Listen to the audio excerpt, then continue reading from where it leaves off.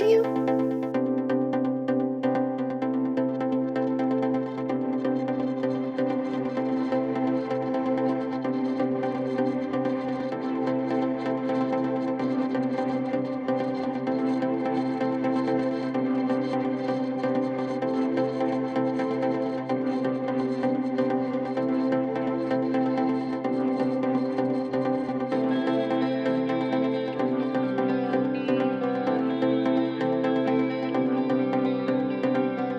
Hi guys, I'm Maggie, and today we're going to talk about the most common filaments used for FDM printing.